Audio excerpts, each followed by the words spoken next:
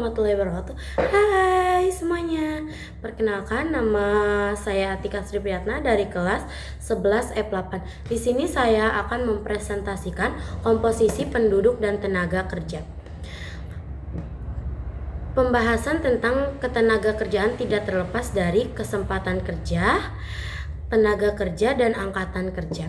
Kesempatan kerja adalah tersedianya lapangan kerja bagi angkatan kerja yang membutuhkan pekerjaan. Pada 2010, jumlah angkatan kerja di Indonesia mencapai 116 juta jiwa. Angkatan ini menjadi 138 jiwa pada tahun 2020 dan menjadi 143 juta jiwa pada Agustus 2022. Jenis-jenis tenaga kerja. Jenis-jenis tenaga kerja terbagi menjadi dua. Yang pertama, berdasarkan sifat kerjanya. Tenaga kerja rohaniah merupakan tenaga kerja yang dalam pekerjaannya lebih banyak menggunakan pemikiran, gagasan, ide, dan sebagainya. Terus yang berikutnya, tenaga kerja jasmania adalah tenaga kerja yang melakukan pekerjaannya menggunakan tenaga fisik. Oke, yang kedua berdasarkan keahliannya. Yang pertama, tenaga kerja terdidik adalah tenaga kerja yang mendapatkan keahliannya pada suatu bidang melalui sekolah ataupun pendidikan, baik formal maupun non formal. Yang berikutnya, tenaga kerja terlatih adalah tenaga kerja yang memiliki keahlian dalam bidang tertentu yang dapat melalui pengalaman kerja. Yang berikutnya ada tenaga kerja tidak terdidik dan tidak terlatih adalah tenaga kerja yang hanya bekerja mengandalkan tenaga. Yang berikutnya ada masalah ketenaga kerjaan. Masalahnya itu ada 4. Yang pertama, jumlah angkatan kerja yang tinggi. Menurut laporan BPS pada Agustus 2022, jumlah penduduk usia kerja di Indonesia sebanyak 209 juta jiwa dengan tingkat partisipasi angkatan kerja sebesar 68-63% dari jumlah penduduk usia kerja. Yang kedua ada tingkat pengangguran yang tinggi. Menurut laporan BPS hingga bulan Agustus tahun 2022, angkatan pengangguran di Indonesia mencapai 8,4 juta jiwa dari total angkatan kerja sebesar 143,72 juta jiwa. Yang ketiga ada tingkat pendidik dan keterampilan yang rendah.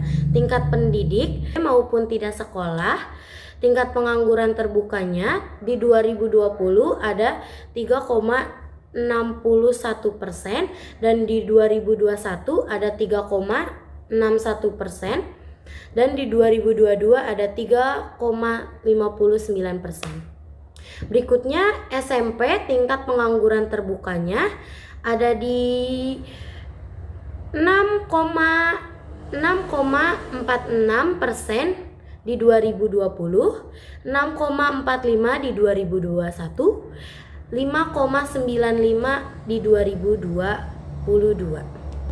Berikutnya ada SMA umum.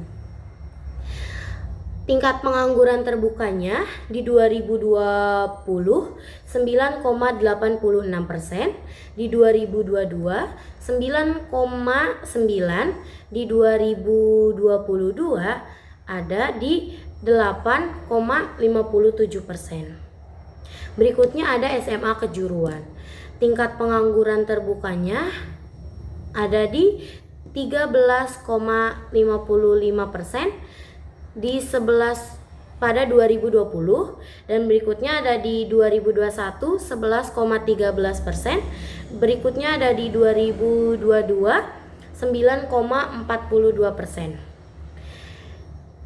diploma 1, 2 atau 3. Tingkat pengangguran terbuka 2020 8,8%, 2021 5,78%, 2022 4,59%. Berikutnya ada di universitas.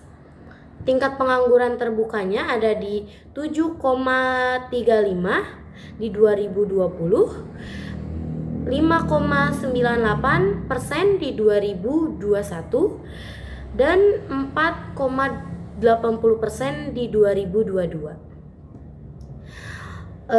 Terus yang keempat, penyebab angkatan kerja yang tidak merata. Kepadatan penduduk di Indonesia tidak merata. Sekitar 60% penduduk Indonesia terpusat di Pulau Jawa. Hal ini menyebabkan pertumbuhan ekonomi dan kesejahteraan masyarakat tidak merata.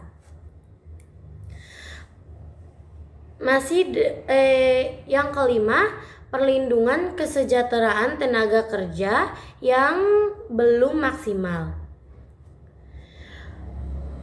Terbagi menjadi 6 bagian. Yang pertama, menyusun dan mengawas pelaksanaan berbagai peraturan ketenagakerjaan. Yang kedua, meningkatkan kualitas dan produktivitas tenaga kerja melalui penyelenggaraan pelatihan. Yang ketiga, mengembangkan kesempatan kerja dalam negeri. Yang keempat, mengembangkan kesempatan kerja di luar negeri. Yang kelima, perlindungan tenaga kerja. Yang keenam, membina hubungan industrial dalam negeri dan internasional. Ada upah, meningkatkan kualitas tenaga kerja. Upah terbagi menjadi 3 bagian. Yang pertama, pemerintah. Upah pemerintah antara lain dengan mendirikan berbagai pusat latihan kerja yang disertai dengan usaha peningkatan mutu sekolah kejuruan, penciptaan kondisi kondusif bagi penanaman modal, transmigrasi, dan keluarga berencana. Yang kedua, ada pihak swasta atau perusahaan. Perusahaan melakukan kerjasama dengan sekolah atau kampus dalam menyediakan kesempatan bagi para siswa dan mahasiswa untuk praktik kerja atau magang. Yang ketiga, ada individu. Beberapa langkah yang dapat dilakukan oleh setiap individu dalam meningkatkan mutu diri, yaitu membekali diri dengan pengetahuan, keterampilan, dan serta menanamkan jiwa wirausahaan.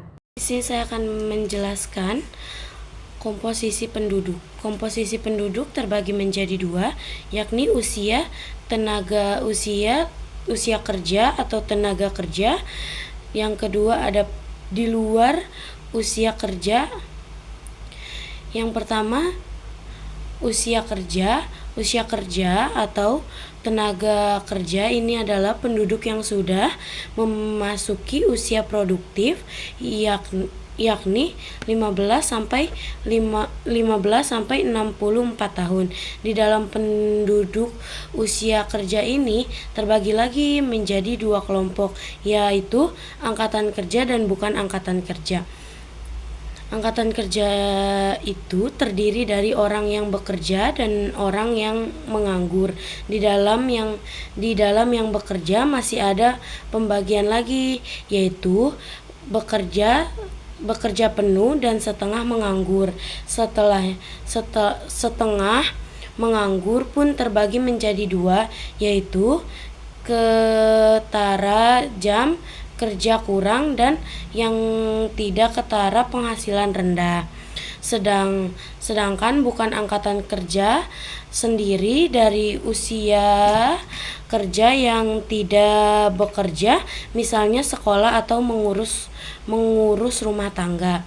Yang kedua, adalah penduduk di luar usia kerja, yaitu penduduk yang belum atau tidak lagi masuk usia produktif sehingga secara otomatis berada di kategori bukan tenaga kerja. Jadi secara sederhana komposisi penduduk itu dibagi menjadi dua, penduduk usia kerja dan penduduk di luar usia kerja. Sekian dari saya, mohon maaf jika ada salah kata.